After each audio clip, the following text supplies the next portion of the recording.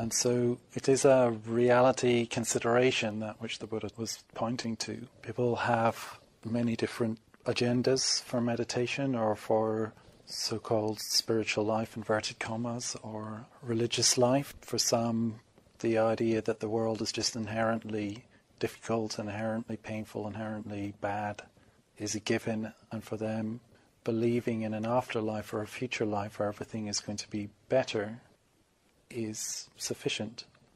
Or we may come to meditation with the idea that we're going to get away from some sense of limitation, some sense of pain, maybe ascend into a light body, become as if we are a god, or become a luminous being, become a being of light. But again, that's a sort of an unconscious agenda to get away from the difficulty that we perhaps experience in the world. And the way things are, from the perspective of ignorance, from the perspective of not being fully awake, from the perspective of where we are now, the way things are is not good. The ignorant mind does not feel at ease, does not feel comfortable in the world. The fact of impermanence, the fact that everything's in a state of flow, the fact that everything's in a state of flux, the fact that everything is slipping through our fingers like sand, is not a source of comfort for us. We fight it. We fight it continuously. We desire permanence.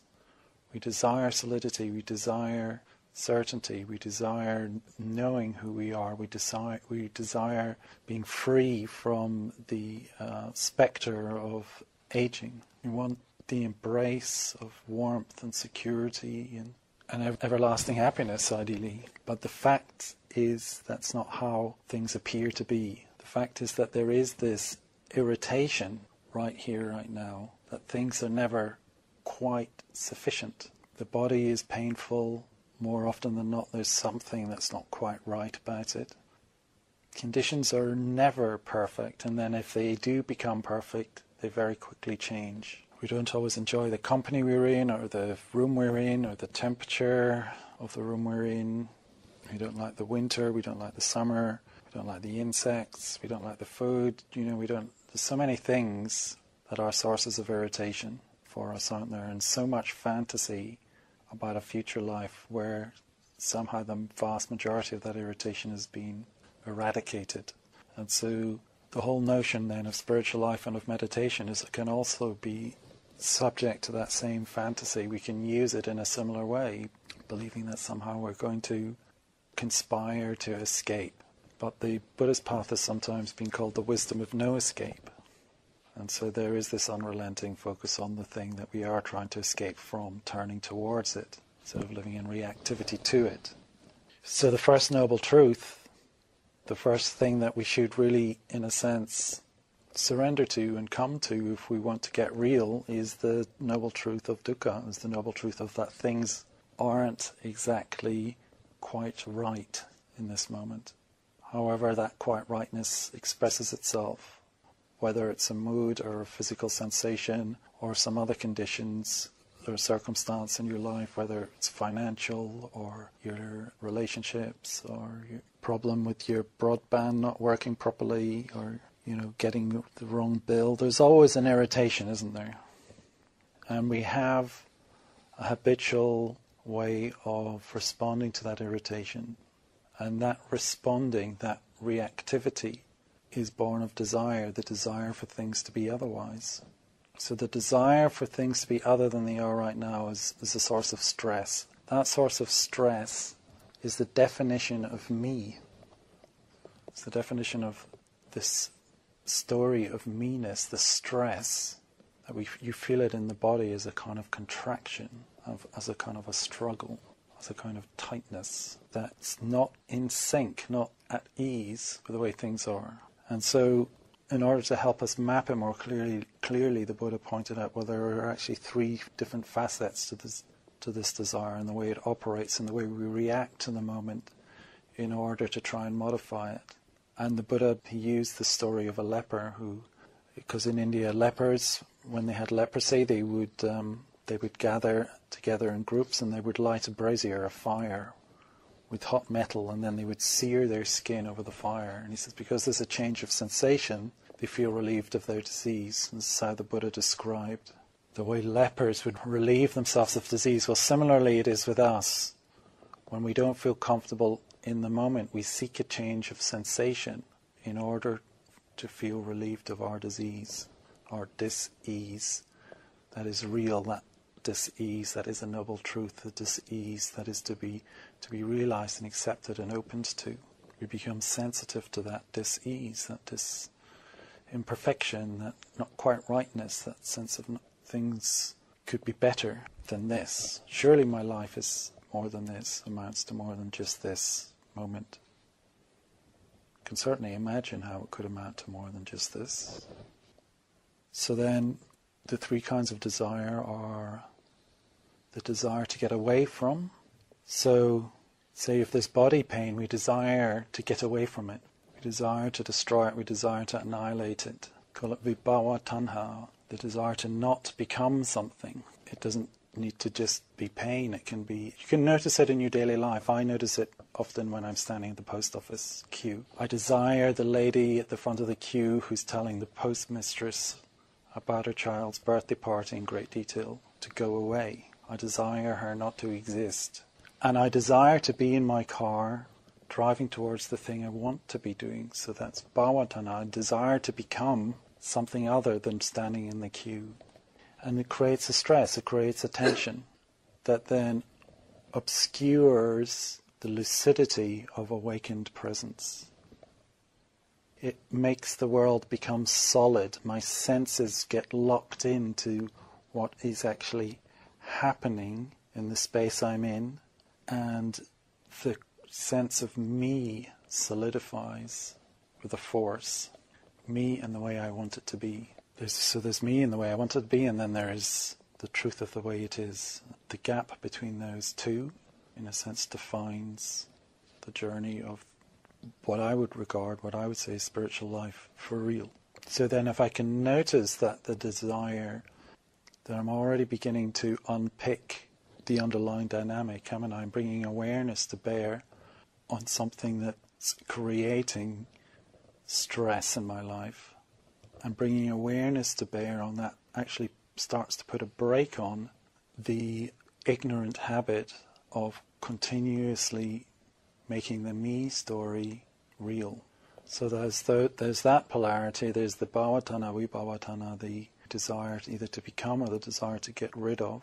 And you can see those simple two movements operative in many different areas of your life. It may be that you're desiring something in the future already, something big, like a better place to live, or a place you're going to go with better weather or whatever, but it's a fantasy happening in the present moment that's an expression of resistance to what is, of not being at ease, or not being happy, not being fulfilled, not feeling complete in the now.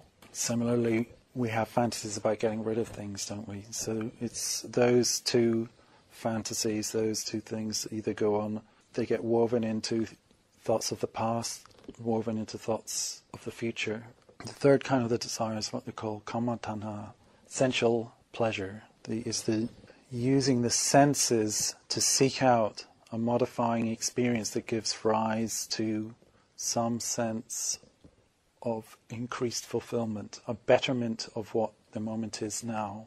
It may just be thinking of a cup of tea that's going to come up in a few minutes, or a biscuit. It can be simple as that. In the monasteries for years we just used to get porridge every day, porridge and tea, porridge and tea, porridge and tea. Then they introduced porridge, tea and bran, but the bran gradually became muesli. More and more muesli. And then gradually they started to introduce fruit, so you get porridge and tea and fruit and muesli, which was pretty good. And then occasionally you get toast and peanut butter and fruit and porridge and tea and coffee. And you'd find that would start to condition the morning, because you'd start to get quite future orientated. So the thought of the coffee and tea and the fruit and the porridge and toast that was going to come up became something that would, in a sense, pull me forward. It would give a certain kind of an energy that would pull me out of the moment, which was just whatever it was. It's in the monastery, it's generally pretty mundane. You know, cleaning the toilets, doing the morning chores, cleaning the toilet for the 150th time. You'd be thinking, well, soon the sun will rise and I'll have all of that nice sensual experience. So, and food is a very big one. You've got to ask yourself, how much of our lives do we live in anticipation of the next meal? You know, we're thinking of something in the future that's going to be good, that we remember as giving us a pleasant experience. Kama tanha, pulling us out of the moment. But then if you can notice that, you put the brakes on that, brings you back into the moment, the mind begins to wake up. You see that lucidity of awareness. You begin to understand and unpick the whole dynamic of, in a sense, burning ourselves over the brazier in order to find a change in sensation. You recognize that in not trying to modify the sensation and not trying to get away from the fact of dukkha, then there's a quality of awakening where the resistance ceases, where the me that doesn't want it to be this way ceases. And when the me that doesn't want it to be this way ceases, the stress ceases, the confusion ceases, the reactivity ceases, the tension ceases, more ease comes, the mind begins to really blossom, wake up. And that which is inherently imperfect is seen as not me and not mine, and is understood in the light of awareness, and that light of awareness is all pervasive. That light of awareness permeates appearances, punctures through the seeming solidity of things, and the mind becomes truly buoyant, even in the face of this world which is continuously changing, continuously problematic in a certain way, that ceases to be problematic when it's understood in the light of this understanding.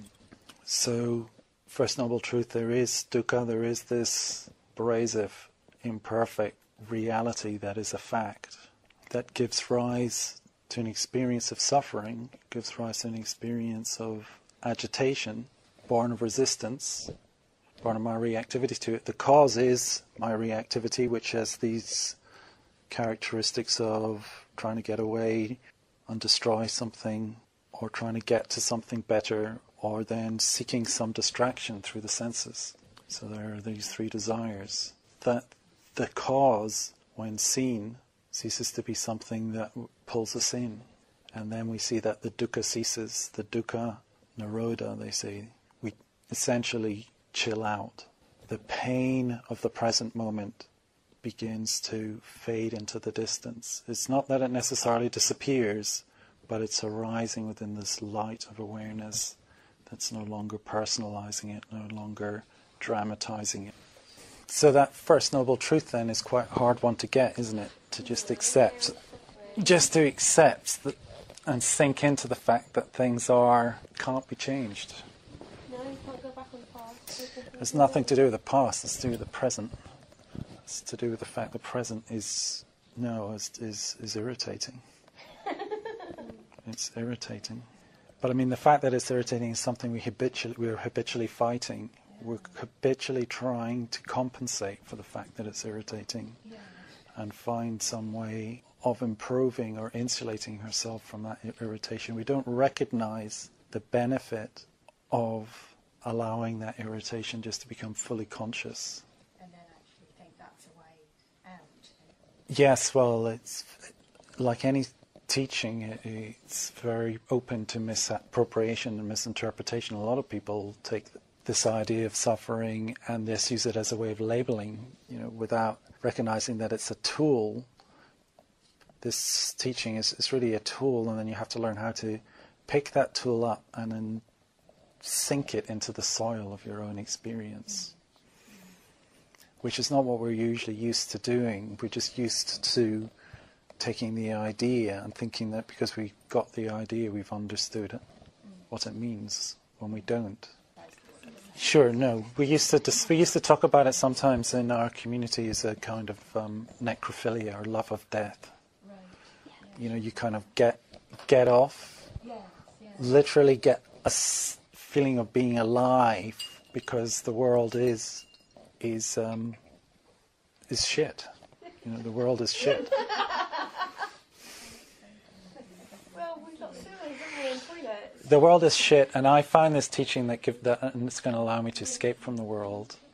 So I feel quite pleased about the fact that I'm using my meditation to get into what I perceive to be a transcendent state, and to use that teaching to justify my efforts to make a departure from here, and use the teaching to justify my woundedness in not having an appreciative, connected relationship to the world as it is, because that's teaching on dukkha is not really saying the world is shit, but it's saying that there is a quality of irritation that we live in reactivity to, that we don't have an appreciation for.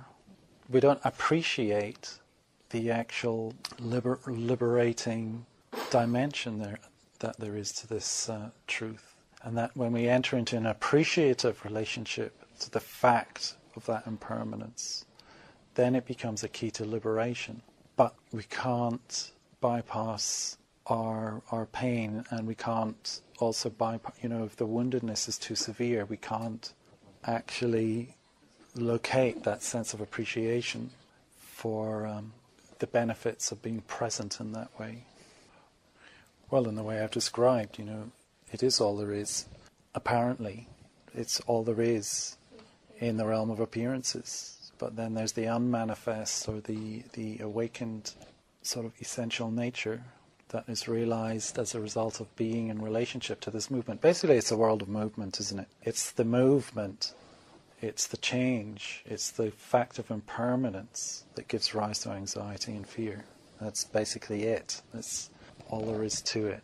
I find the image of a wheel incredibly helpful, because a wheel is in a state of perpetual motion, but it revolves around something at the center, which is intrinsically mysterious, as a source of aliveness, or a source of an organizing principle as well, around which all that movement happens. But it is a still center, so there's a point of stillness at the heart of all this movement.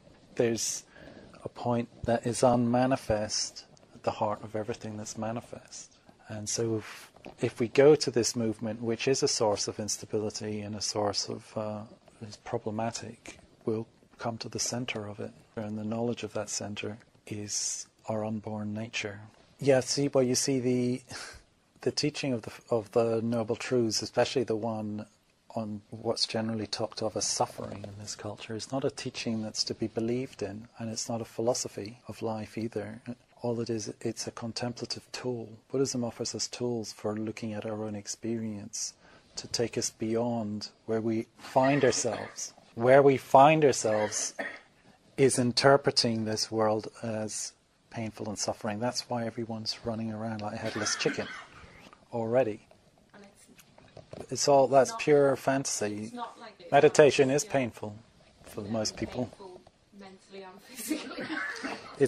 And that's fine, that's honest, but there might be there's a little spark of aliveness that you feel as a result being present for that, because it's a sign of relaxation, actually. You see, when we start feeling body pain and physical pain, that's usually the first stage in relaxation.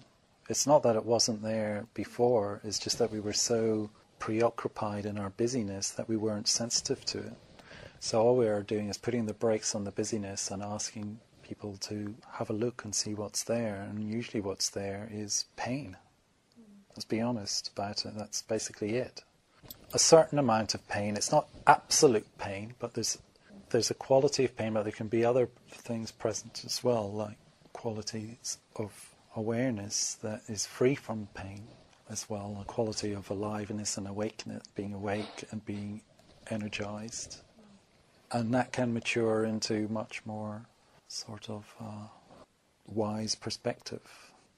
And even as we begin to awaken the body, bring consciousness more into the body, then that pain can actually start to be released, and you begin to discover factors of enlightenment that are sometimes described as piti, which is a kind of joyfulness, blissfulness in the body. And sometimes you can get the two. You can get the arising of pain and then the cessation of pain. You can get the presence of the two, and they're simultaneously. Sometimes they say they're co-arising. Pain and the cessation of pain are co-arising. And so when pain ceases, the heart becomes full of courage, full of fascinated, in a sense, or incredibly interested in the possibility that all pain can be, in a sense, overcome and penetrated with this understanding, with this insight. In Tibetan Buddhism, they call it the lion's roar. It's like a kind of fearlessness that can begin to arise because you recognize that pain is no obstacle to happiness and well-being. It's an illusion, isn't it? Well, it's an illusion if you see it as an illusion. I mean, resistance is manifest in the body, so our limited sense of self is a form of contraction that is also manifest in the body. So as we begin to untie that knot, you will encounter Pain. physical pain. It is like when The vast majority of us will. I just don't mean to interrupt. It's never a given. There are some people who are inherently kind of ripe and pure and may not have to experience much physical pain. But the vast majority of us have to endure it. But it's more than just grim endurance, because it's endurance that is a source of liberation. You know, the pain becomes a source of liberation, so it becomes, in a way, a kind of source of delight, but not in a kind of masochistic way. Well, we're not thinking about that. We're just thinking about how things are for you now. Yeah, I know you want to speculate, but I'm not going to let you. You can't do that. Not allowed. Speculation is not allowed. It's the immediacy of it. That's the thing we don't get. It's like right here, right now, it's not comfortable. What is your relationship to that right here, right now? Are you thinking about what you're going to have for dinner, or what you're going to be watching on TV later, or lighting the fire and getting cozy and getting into bed? Or, you know, are you sitting there resisting the pain and wishing it would go away and creating more tension, and finding that your mind is skewered by that fight, that resistance to the pain? But sometimes I think I get a sense of failure. Yeah, well, that's part of the kind of the story and melodrama that we create around it, and the impression of self and the personalizing of it.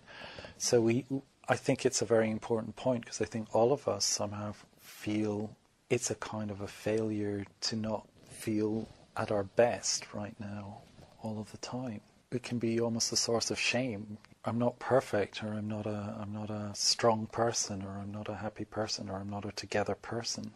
You know, and we imagine that other people are strong and together and happy, because that's how a lot of people seem to project themselves, and that's the story they would like us to believe. In Tibet, they have this story where if you see a yak from a distance, it looks like a lovely animal with a lovely coat on it, and then if you get closer, you see the coat's actually covered in knots, and it's got bits of dung hanging off it and stuff. And then if you actually lift the coat and look in the skin, you see it's actually got parasites and scabs and things in the skin. And this is really what everyone's life is like from a distance. A lot of people's lives look good, you know, especially if you look in Hello magazine.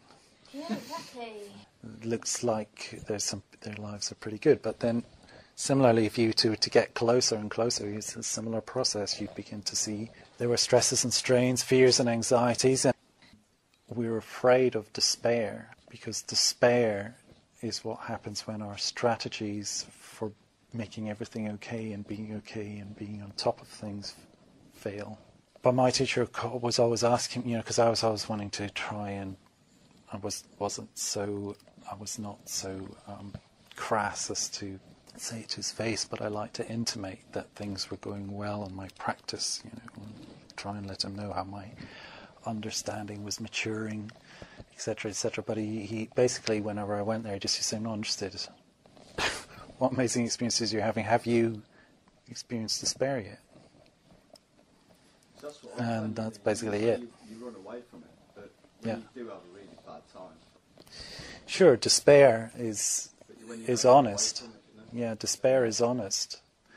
But then despair at that moment, when we do hit despair, is when we need the discipline to be able to be present and not to be overwhelmed by the despair. So we then resort to drink, drugs, just, you know, or some sort of extreme kind of distraction. But to stay conscious with the despair, then it becomes a doorway to awakening. Yeah, you're going to see through the veil. Yeah, or doubt. You know, they say the greater the doubt, the greater the liberation, where you begin to doubt whether you've understood anything, whether you've got any clue about anything, whether anything that you ever knew makes any sense anymore. Yeah. And all that's left is this like massive doubt, like quality of bewilderment where you know nothing anymore. The whole process is inherently generous, even the presence of pain and suffering. So dukkha, you know, it's a gift. It's not a...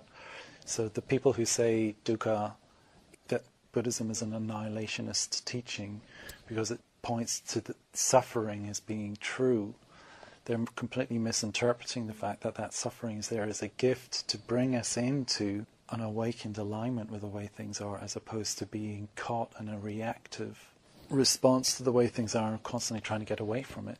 Getting away from it is what our culture is basically about. So if you think about kammatana, or the desire for sensory experience, how much of our culture is about that? To find a sight that turns us on, or hear a sound that turns us on, or a smell, or a taste, or a touch, or